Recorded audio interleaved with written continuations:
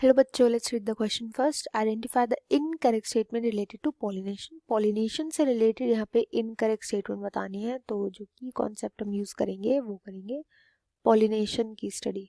Pollination क्या होता है? ये होता है transfer of anther, transfer of pollen, sorry, transfer of pollen from anther to the stigma.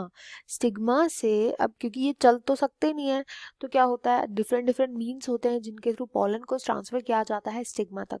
Different different means क्या क्या हो सकता है? जैसे वाटर हो सकता है, विंड हो सकते हैं, इंसेक्ट हो सकते हैं, बर्ड्स हो सकती हैं, बर्ड्स, एनिमल्स, ह्यूमंस भी हो सकते हैं. तो ऐसे कई सारे तरीके होते हैं जिनके थ्रू पॉलन्स को ट्रांसफर किया जाता है स्टिग्मा तक, ताकि फर्टिलाइजेशन हो जाए. इसी को हम पॉलिनेशन बोलते हैं. अब यहाँ पे फर्स्ट स्टेटमेंट बोल रहा है कि moths and butterflies are the most dominant pollinating agents among insects. मतलब इंसेक्ट्स में से सबसे ज्यादा जो डोमिनेटिंग पॉलिनेटिंग एजेंट्स होते हैं ना, ये जो इंसेक्ट्स मैंने बताया कि ये पॉलिनेशन करवाते हैं, उनमें सबसे ज्यादा मॉथ्स एंड बटरफ्लाइज से होती है. तो ये एक फॉल्स स्टेटमेंट है.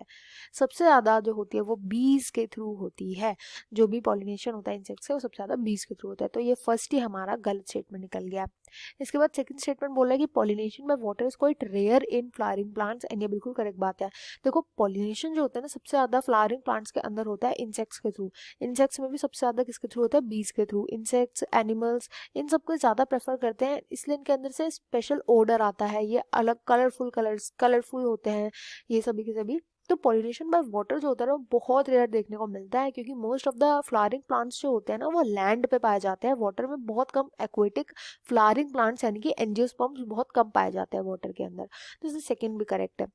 थर्ड में बोला गया कि पॉलिनेशन बाय विंड जो होता है वो मोर कॉमन है अमंग एबायोटिक पॉलिनेशन. तो एबायोटिक का मतलब क्या होता है? जब हम किसी नॉन लिविंग थिंग का सहारा ले पॉलिनेशन के लिए, तो वो वाटर एंड विंड हो जाते हैं. नॉन लिविंग थिंग्स है, इंसेक्ट, बर्ड, एनिमल तो लिविंग थिंग्स है, बायोटिक है नेचर में, but abiotic water and wind है. एंड वाटर एंड विंड में से भी जो सबसे ज्यादा यूज किया जाता है एबायोटिक पॉलिनेशन, वो होता है विंड का. विंड के थ्रू काफी ज्यादा, अगर हम एंजियोस्पर्म्स में भी देखें ना, तो विंड को बहुत ज्यादा यूज किया जाता है as an agent of pollination. तो ये थर्ड स्टेटमेंट भी जो है वो करेक्ट बोला गया.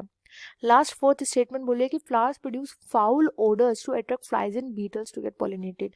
तो देखो, जो बीज होती है ना, वो अट्रैक्ट होती है अच्छी ओडर, जो स्वीट ओडर्स होती है उनसे अट्रैक्ट होती है, स्वीट ओडर से अट्रैक्ट होती है. वेराज जो यहाँ पे फ्लाइज एंड बीटल्स लिखा गया है, स्पेशली बीटल्स, इनकी ओडर ना बहुत अजीब सी होती है, मस्टी सी स्मेल होती है, स्पाइसी स्मेल होती है इनकी, एंड ये इससे अट्रैक्ट होते हैं. तो ये भी जो यहाँ पे फोर्थ स्टेटमेंट है करेक्ट बोला गया है. तो यहाँ पे इनकरेक्ट स्टेटमेंट ऑप्शन 1 हो जाएगा. I hope you understand well. Best of luck and thank you.